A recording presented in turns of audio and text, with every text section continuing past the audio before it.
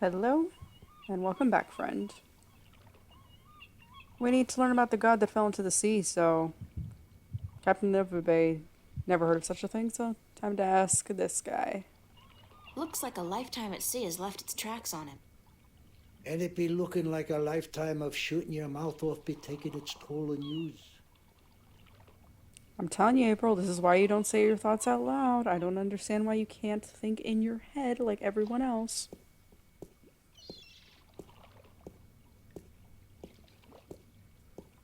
Hello again, old man.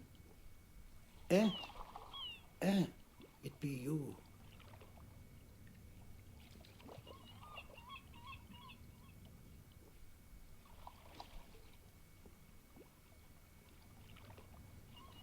I'd love to hear some more maritime stories. Sure, sweetie, I be happy to. What story you be wanting to hear now? To be honest, it's pretty surprising that he'd be willing to tell us a whole story after we just insulted him. But, Have you heard a story about a god who fell from the sky into the sea? Aye, that I be having. Although that be a story of man-eating mermen who ravaged the sea of songs, swallowing sailors whole and spitting their bones out to dry. Are you sure you be up for hearing such a cruel tale? yes, I've yes. heard worse. Ye be a tough little lady, be you not? All right. Well, like I be telling yous, the sea of song surrounding the island kingdom of Gien be a treacherous sea where countless vessels have disappeared without a trace.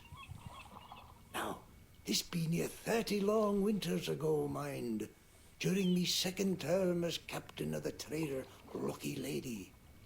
We've been crossing the sea of songs for 2 seasons, and we'd yet to be seeing any sign of the dreaded bloodthirsty mermen who lurk in the waters off the Guyenne coast. That night we be laying still with our sails down, awaiting the wind to pick up and carry us north to Marcuria, when we be hearing a frightful scream a-coming from the port side of the Lady Luck. I be the first to rush over on account of me having me arm down the apple barrel. We just been to Arras to pick up 100 barrels of sweet Guyenne apples. And as luck would have it, I be there just in time to witness Sally Barney's horrible fate. He be in the water, screaming and waving his arms, and the water around him be red as a midwife's arms after a grueling birth. I get the picture. Go on. Then I be seeing, I glimpse a large, shiny, sleek body be pulling Sally down and swallow him whole. It be the mermen come to claim the body of the sailor who dared across their sea. Are you sure it wasn't a shark? What? Big fish with sharp teeth and dead black eyes and a large triangular fin on top? Ye mean a black-eyed snapjaw? I guess it could have been. But it be no snapjaw. It be the dreaded merman of the Sea of Songs. Where does the sea god fit into all of this? Aye, I be coming to that. You see, the bloodthirsty mermen be not only happy with cannibalizing sailors, but they be sacrificing their own to their dark old sea god. Actually, unless the mermen are human, they wouldn't really be cannibals if they ate humans. Blood sacrifices to their dreaded god who lives on the bottom of the sea. Aye, that be the truth of the mermen, fierce and bloodthirsty cannibals of the Sea of Songs. Thanks. Good story. Aye.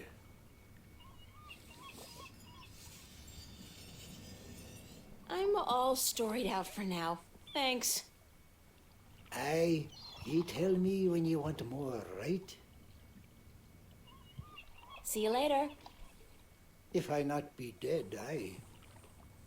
Does he sleep here? Just sitting on this chest? I love how he gets a pipe out just to tell us a story. What is it with old sailors and long, pointless stories? I did manage to get some useful information out of the old man, however. He claims that the god that fell into the sea, the one Obnaxus told me about, is worshipped by bloodthirsty cannibal mermen who live in the Sea of Songs around the island of Gien. I think that's how it's spelled. The fact that they're not necessarily cannibal just because they eat humans didn't really deter him from finishing his story. I'm having my doubts about how bloodthirsty these creatures really are as well. Seems like the monster he described in his story could be some kind of shark instead of a merman. Whatever the truth, if anybody knows about this god who fell from the stars, it would be the mermen. Well, I don't see any mermen around here, so... Okay, I guess it's this way. This way to civilization. Okay, time to go to the Enclave. The best library in all the world.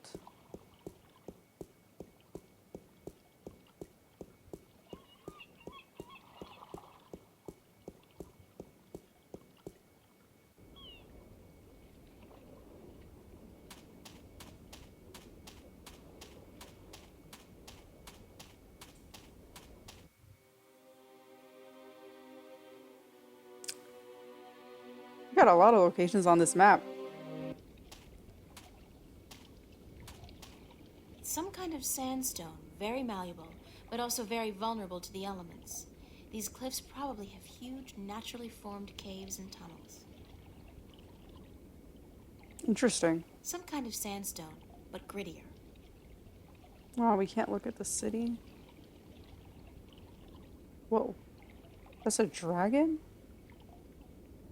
It's a stone dragon gazing down into the center of the dome like it's guarding the entrance. It's a magnificent piece of work. Stone dragon shaped as part of the dome. Okay, well, into the Enclave we go. The dragon's mouth is pointing straight down at the middle of the floor. It's a circular hollow about 20 centimeters across and about 5 centimeters deep. My god, you can look at something and know exactly the width and length of it. It's a small recess about the size of my fist with a thin duct extending from the recess to the circular hollow in the middle of the floor. There are 3 others just like it, arranged with equal distance to each other in a circle and all connected via a duct to the center of the floor.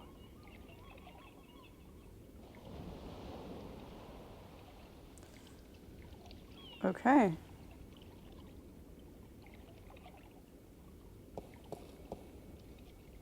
It's emerald green, teeming with life and carrying the pleasant, salty scent of distant shores. The Emerald Sea. Beautiful.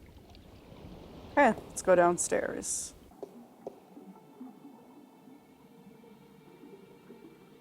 This is some creepy music for what should be a library.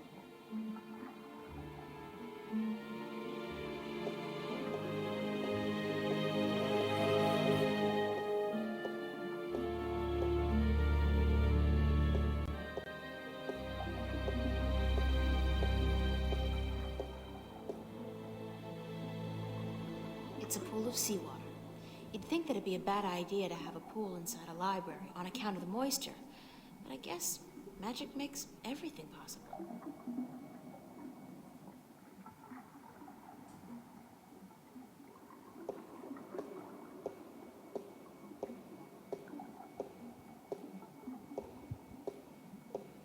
It's a rusty wheel.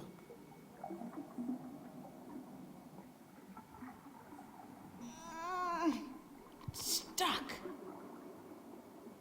I have no idea why I'm doing this, but you know, it's an adventure game. I gotta do everything.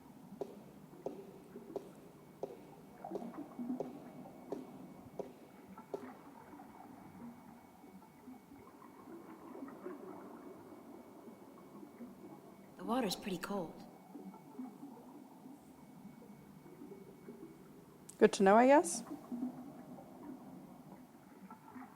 Okay, looks like that's literally everything we can look at in here. It's one of the Sentinel Minstrel.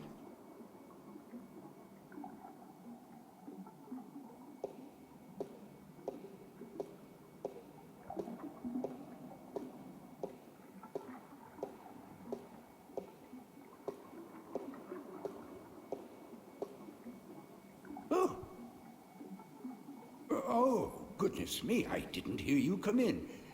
By the way, you haven't seen Volume 6 of the Complete Annotated History of the Northlands, have you?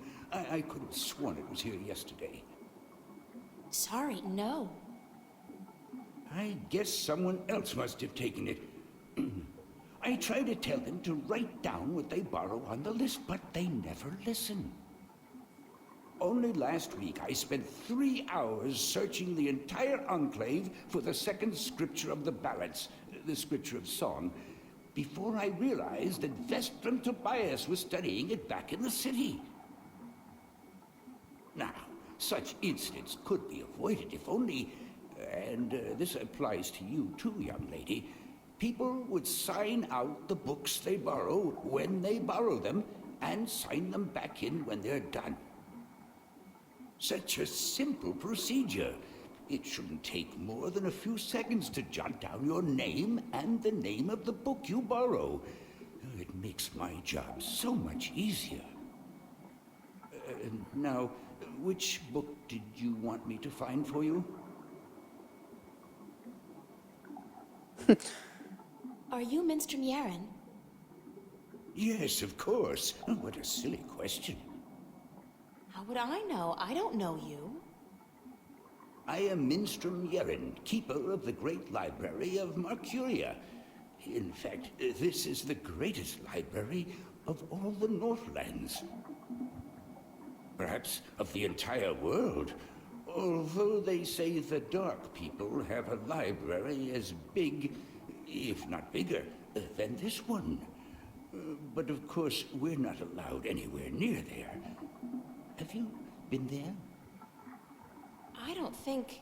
What a silly question. Of course you haven't. You're not of the Dark People, are you? You don't look like any Dark People I've ever seen, so I can't see how you could possibly... Now, where did Volume 6 disappear to? Tobias said I should talk with you. Tobias? Vestrum Tobias? I haven't seen him for... Well, he was in last week, but before that it must have been days at least. How is he? Still eating enough for 2 mules? I must tell you of this funny story I heard the other day, of how Vestrum Tobias eats enough for a table full of minstrum. Or was it one Elguan? Although the Elguan don't, as a rule, eat very much at all. Did you know that the Elguan can smell water more than half a day's journey away? Amazing, amazing creatures, perfectly suited for a life in the desert. The balance provides, that's for certain. The balance provides. Okay. Not the story I was expecting, but I'll take it. Vestrum Tobias recommended that I look at some books. Books is what we do best here at the Enclave, that is for certain. Which book would you like to see?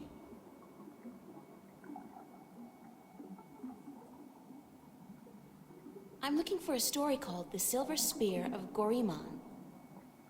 Yes, a fanciful tale if I ever saw one, but a charming one. Did you know that I'm often paid visit by adventurers wishing to read everything available on the spear so that they too can set out on their foolish quests? Yeah, don't you just hate those adventurers? Well, they pay for my bread, milk, and butter with their contributions to the coffers, so I shouldn't be too critical of them. But they care not about the books. They care only about what the books can give them. I care. About the books, really. I can tell. So, the Silver Spear of Gorimon, then? Yes. Yes.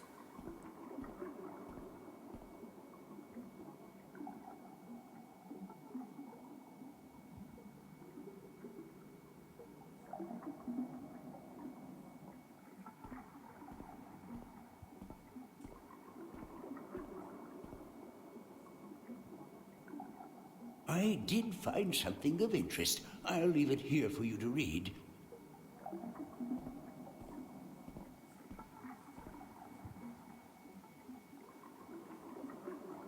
Cool, thanks.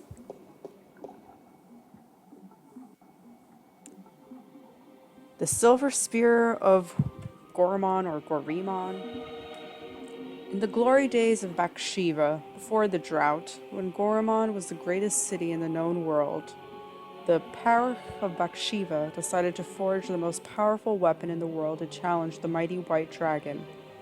The Parak had grown greedy and bored, his treasure hold filled with the riches of the world, and he desired nothing except the one thing he could never have, the unborn daughter of the white dragon, the fairest, purest, most beautiful creature in the universe. He had asked the white dragon for her daughter's hand in marriage, but she had refused, scolding him for his insistence and warning him to keep his distance from immortals. And so the pair sought the advice of a mighty sorcerer, the dark and cruel Aus, to learn how to kill one of the Drakkin. The sorcerer told the pair of the white silver of Mount Tyranny, the strongest substance in Arcadia, and how it could be forged by magic to kill even one of the kin.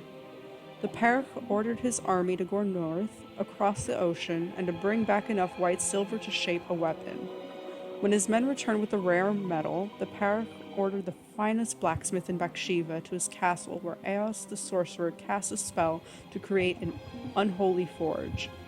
10 days and 10 nights it took before the exhausted blacksmith could present a tall spear to his emperor, but before the spear could be used to kill one of the kin, it had to be bathed in blood. Beheading the poor blacksmith and the soldiers who had retrieved the white silver from Mount Tyranny, the Parak's private bath was filled with their blood. As he dropped the silver spear into the red bath, watched over by Aus, a terrible scream erupted, and steam rose up in a red, foul-smelling cloud. When the steam lifted, the blood was all gone, and the spear was glowing in a deep red color. With the terrible weapon now ready to be wielded, the Parak issued a challenge to the white dragon, to either surrender her daughter to him for marriage, or to suffer a painful death at his hand. Enraged, the white dragon refused him yet again and flew to meet the Parak, his sorcerer, and his 1,000-strong army on the green fields outside Gorimon. Of the magical silver spear she knew nothing, and the Parak kept it wrapped in cloth by his side. "Bring your forces around, Parak," warned the white dragon. "If you do not, I will lay waste to them all." "I wish my men no harm," lied the Parak, "for this is between the two of us." He then rode forward alone and dismounted his horse, but stayed within reach of the spear.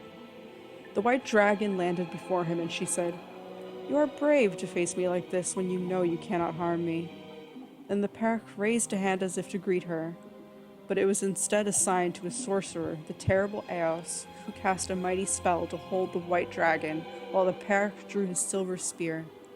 The white dragon fought bravely, and she was close to escaping the sorcerer's magic, but the Parak was quick, and he thrust the magic spear into her chest.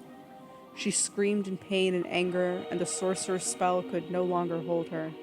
Rising on her beautiful wings, blood pouring down on the land below, she cursed Bakshiva, her Parak, and her people for all time. Wherever the white dragon's blood fell, the land turned arid, and grass became sand. The Parak sent his army to follow the white dragon, and to bring back her egg. But the drought grew, and within days, the once proud empire of Bakshiva was turning into a desert. Then followed a fierce storm that tore across the land for 100 days and nights, and when the dust settled, there was nothing left of Bakshiva but 2 coastal cities and a few scattered oases. It is said that in the buried ruins of a lost capital, wrapped in the arms of the Parak who dared test the immortal, rests the silver spear of Gorimon. Interesting Are you tale. done? Let me take that back for you. Okay. Okay.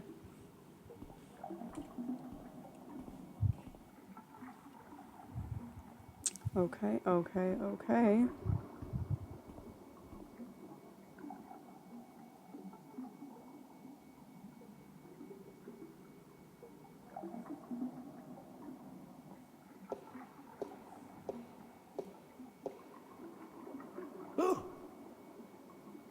Oh, goodness, it's you again. Oh, you gave me such a fright.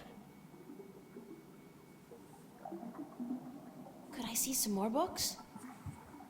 Oh, certainly. What a silly question.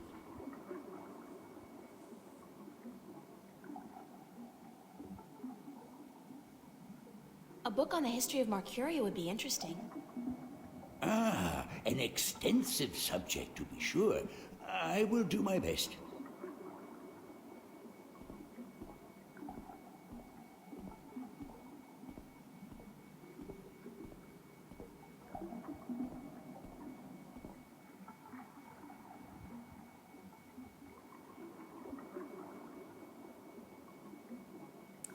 He takes his sweet time.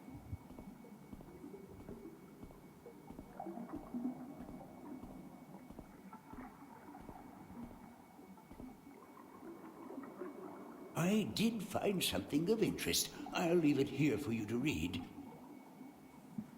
All right.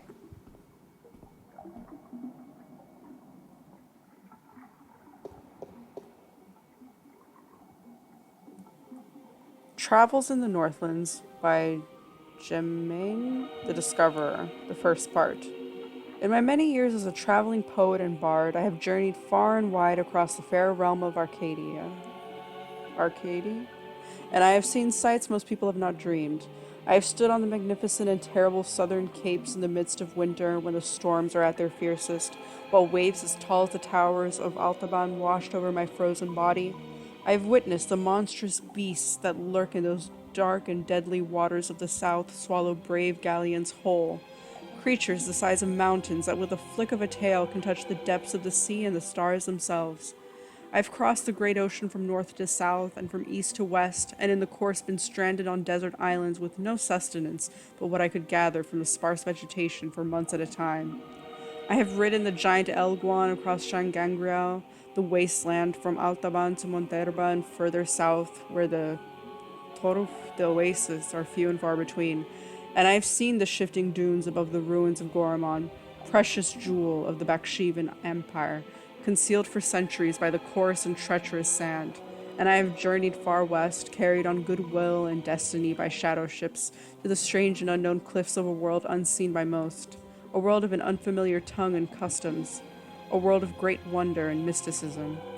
I have seen all this and more, but the fairest sights still I have seen in the lands of the north, from Eire to the border mountains, from Tyron to the Bay of Fire. No sight can ever compare to dawn at Mount Tyranny, looking out to the plains of Nedra where wild stallions run free in the thousands, and to look on the city of Coruscant, the pearl of fire, while the boiling sun sets in the ocean beyond, the slow waves reflecting dark yellow and red as they lap slowly upon the sandy shores, is an experience truly treasured and ne'er forgotten. These lands are blessed by the Creator, shaped by men, yet wild and free and fertile, home to the greatest cities, the most precious sights, and the most cultured and civilized people in Arcady.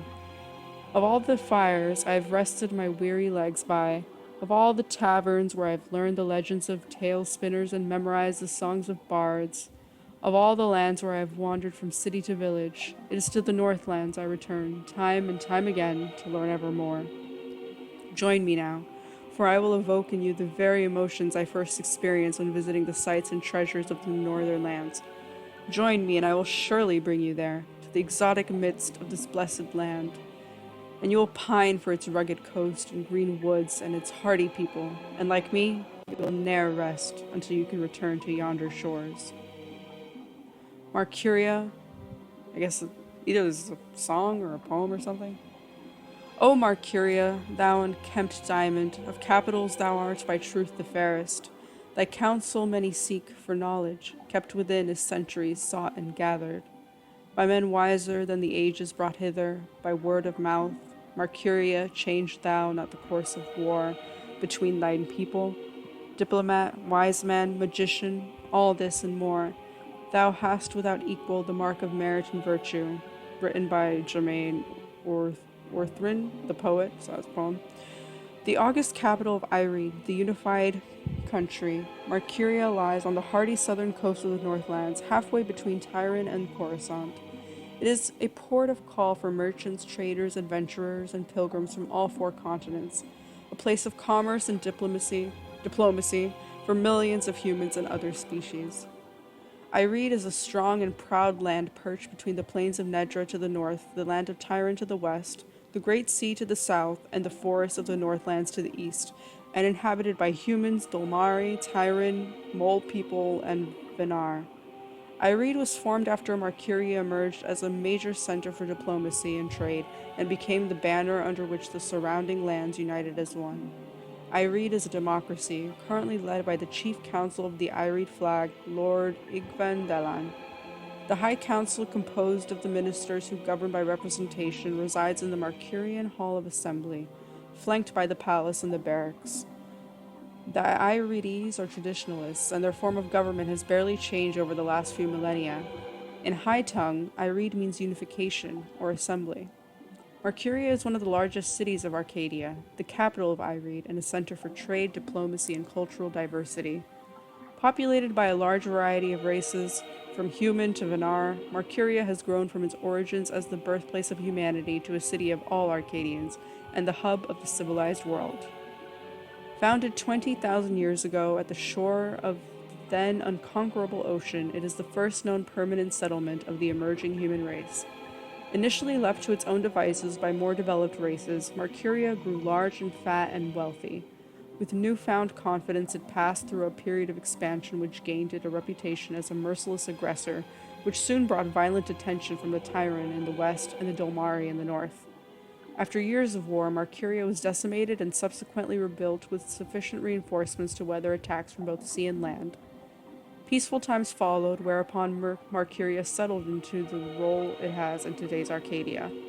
Although all surrounding areas fall under its jurisdiction, there is sufficient self-governing and few central taxes to appease all but the most disgruntled.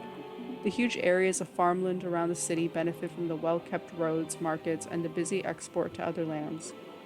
Nearby villages benefit from the military might of Marcuria, protecting them against roving barbarians and tyrant armies.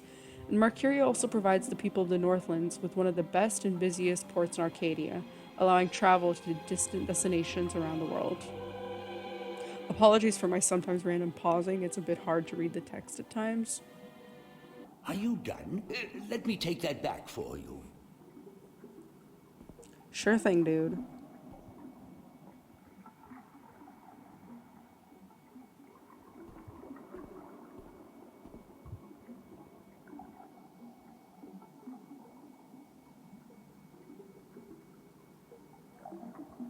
I keep forgetting I have to actually ask him to pull out another book. I'm like expecting, oh, it's going to be there, and then it isn't. Oh, goodness, it's you again. Oh, you gave me such a fright. Could I see some more books? Oh, certainly. What a silly question.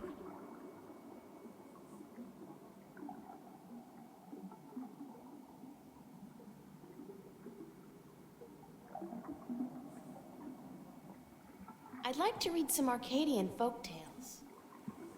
A favored topic of mine. I have just what you're looking for.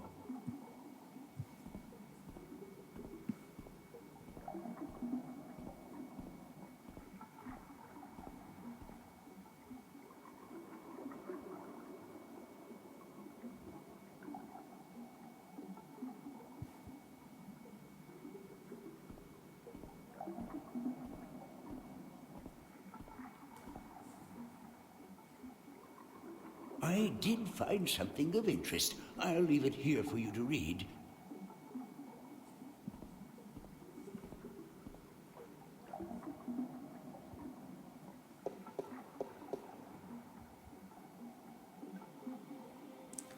Sadra, the faithful wife. Sadra was married to a brute of a man named Care.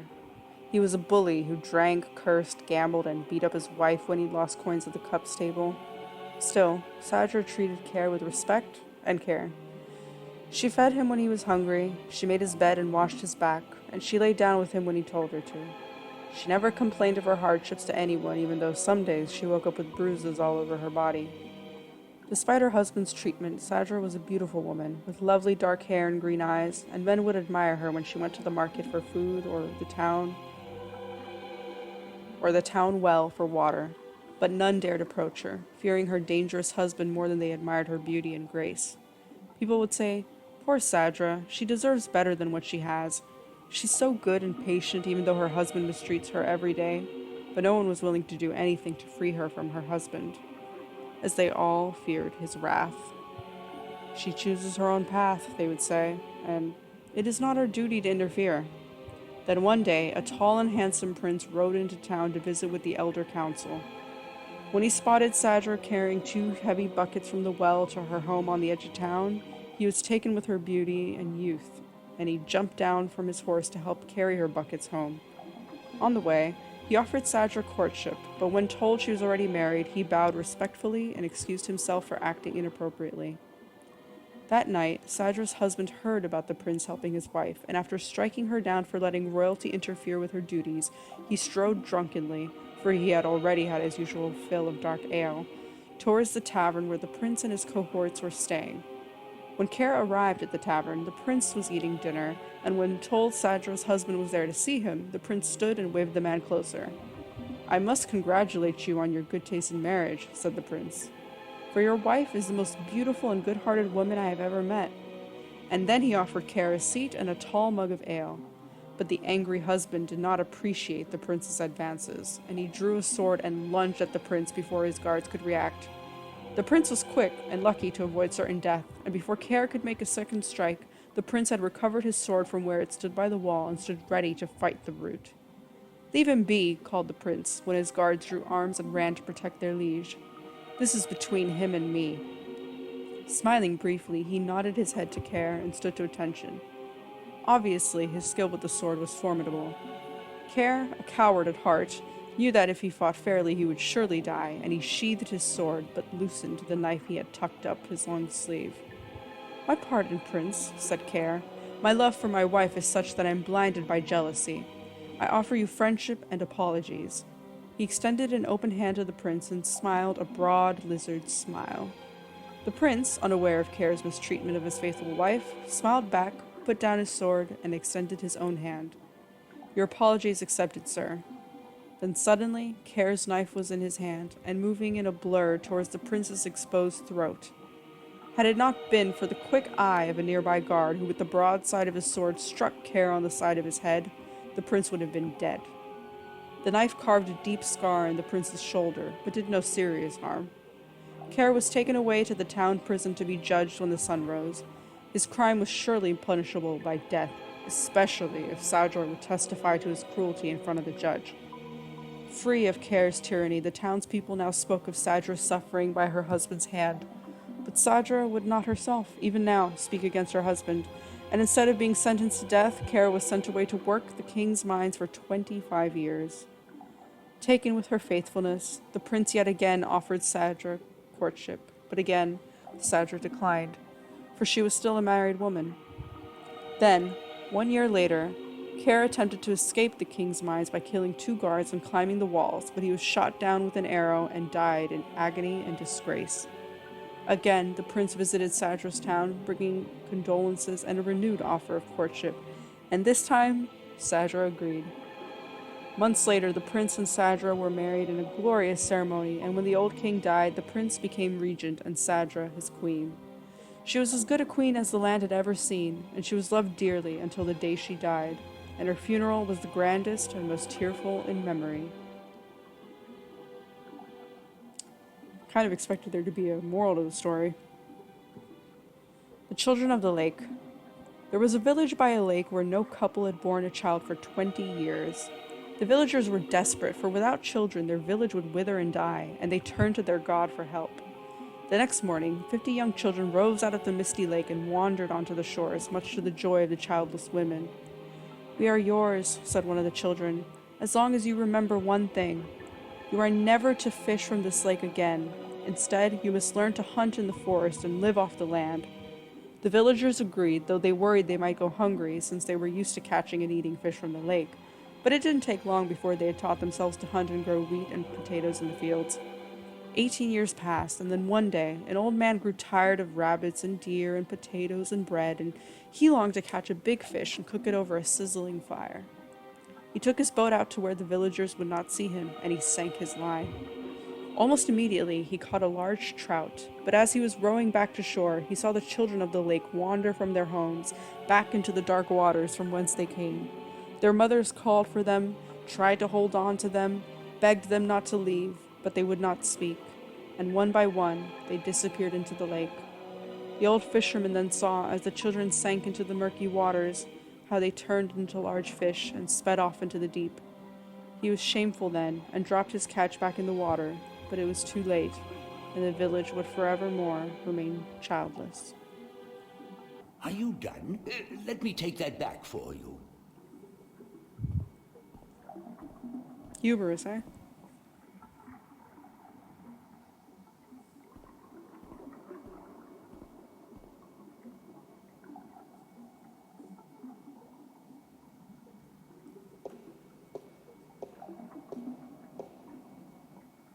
Oh.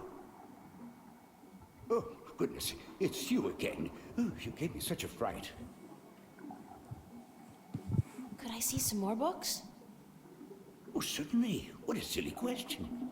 More books and more books and more books. I'm looking for some information, but I'm not sure which book to ask for. No matter. I know a great deal about most of the books in here. What topic intrigues you? I've heard rumors about mermen who live beneath the Sea of Songs, and I'd like to find out more about them.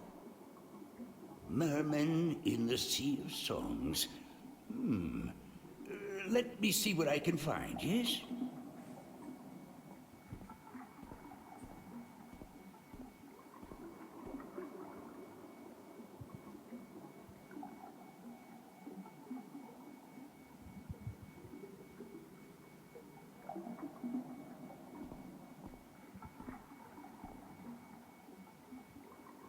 I did find something of interest. I'll leave it here for you to read.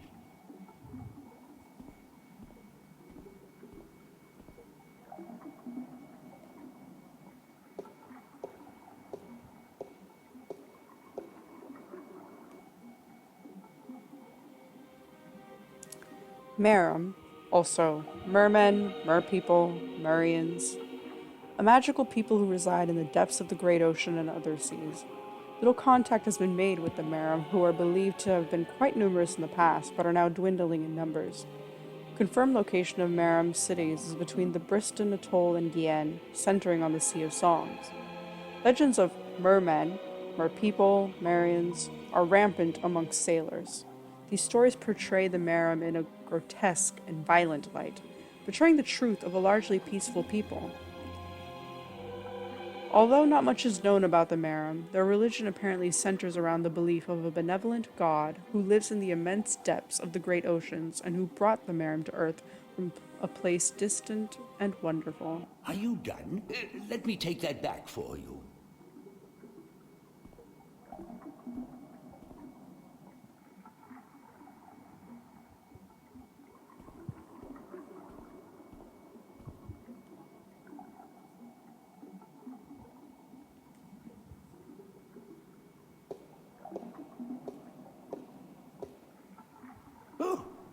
How are you still yelping? Oh, goodness, it's you again. Oh, you gave me such a fright.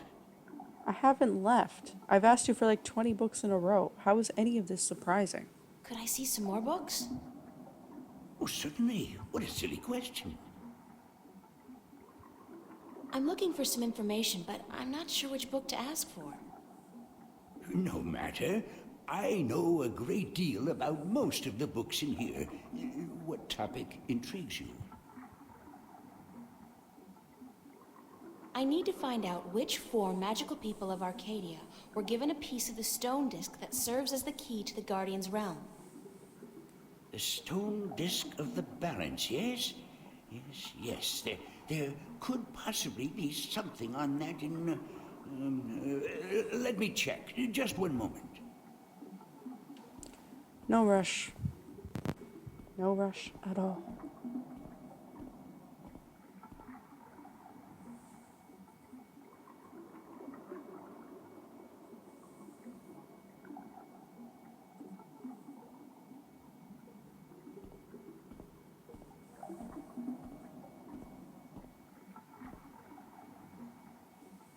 I did find something of interest. I'll leave it here for you to read.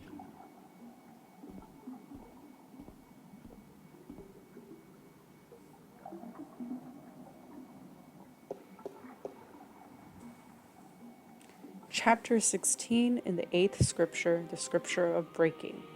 Regarding the disc of the balance and the events that came about when the disc was broken, the scriptures tell us that the disc was kept at the Enclave for many thousands of years, safely guarded from any threat by the respect held by every man and woman for the authority of the fathers. But with dissent came disobedience, and disobedience brought immorality, and immorality begat theft. Tyrant soldiers, aided by sentinel traitors, attempted to make away with the disc, but were thwarted by the White of the Kin herself intervening, although forbidden to do so, on behalf of the fathers. The disc was brought safely back to the Enclave, but the threat would linger in the minds of the minstrum and the vestrum, so it became that the disc was melted in the forge of the dragon's mouth, shaped into the elements of 4 magical people, and given to these respective people for safekeeping until such a time when it was decreed that the disc should once more be whole. 1 stone to the gentle souls that sing in the dark and shape the earth between their toes. 1 stone to the watchers of the woods, the ones who are outside. 1 stone to the 2 that make one, of air and of sea. And 1 stone to the keepers of the dark flame, the eternally dark, the mariners. When the time comes for the disc to be whole again, 1 person will make a journey to the 4 who hold the pieces, and the pieces will be given willingly, because there will be no doubt to the righteousness of this person.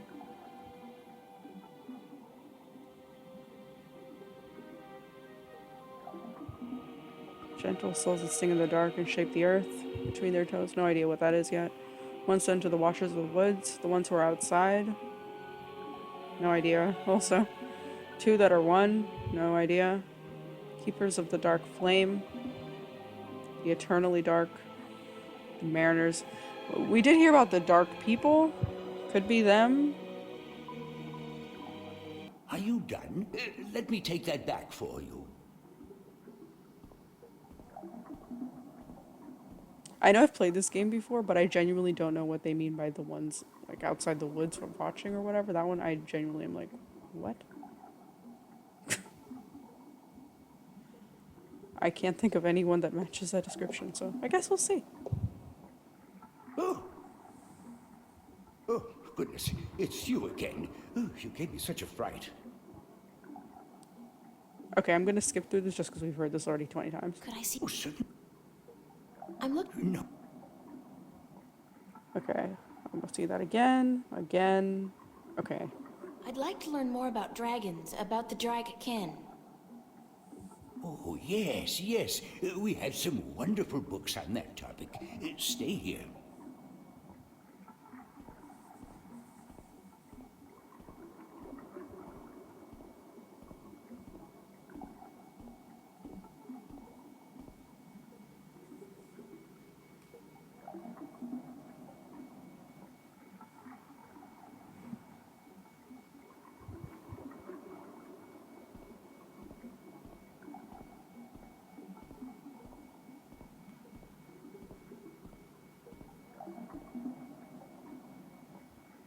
I did find something of interest. I'll leave it here for you to read.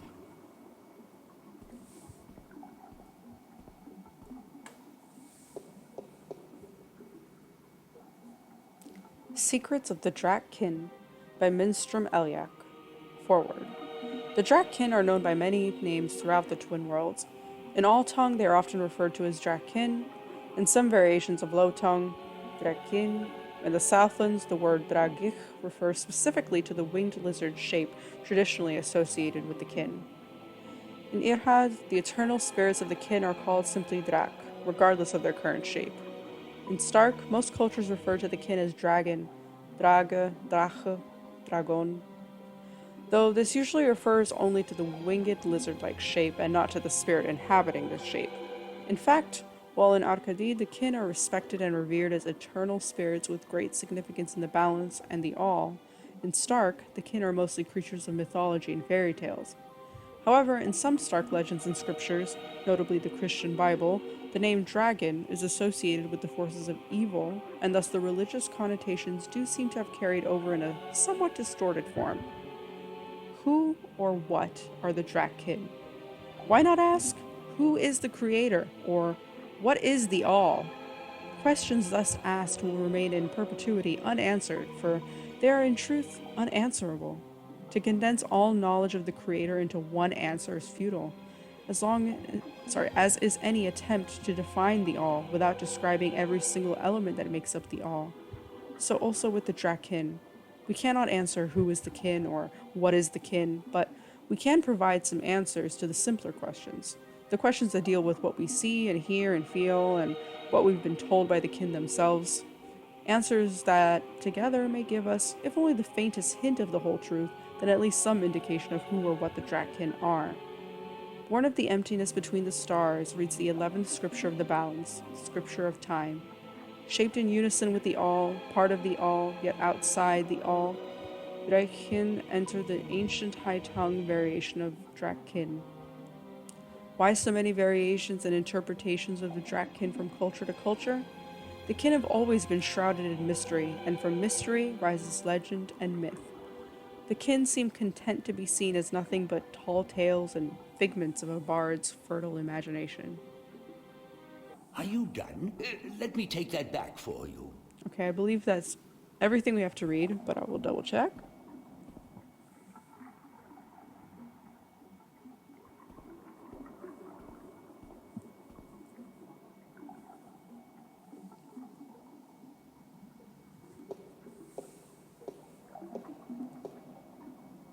Oh! Oh, goodness, it's you again. Oh, you gave me such a fright. Could I see some more books? Oh, certainly. What a silly question.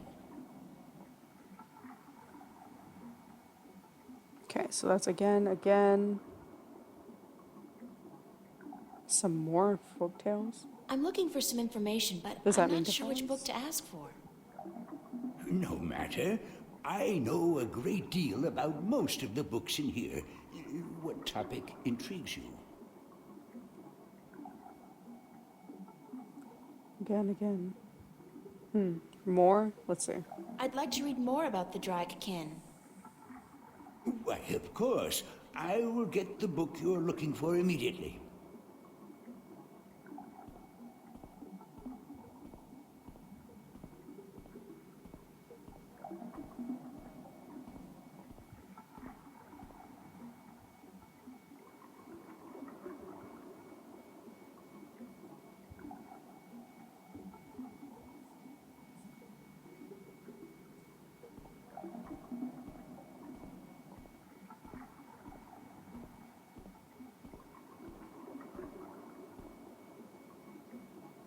I did find something of interest. I'll leave it here for you to read.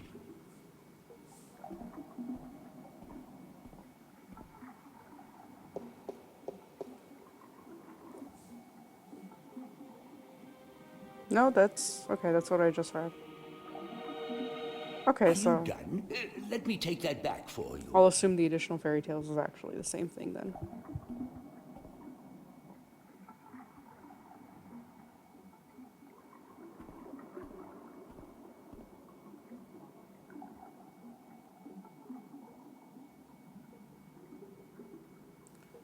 Okay. Well, wait, did we get a diary entry? I don't even remember. No, we didn't. Okay. Well, that was a lot of reading, so I think that's enough for now. So I'll see you in the next one. Thanks for watching.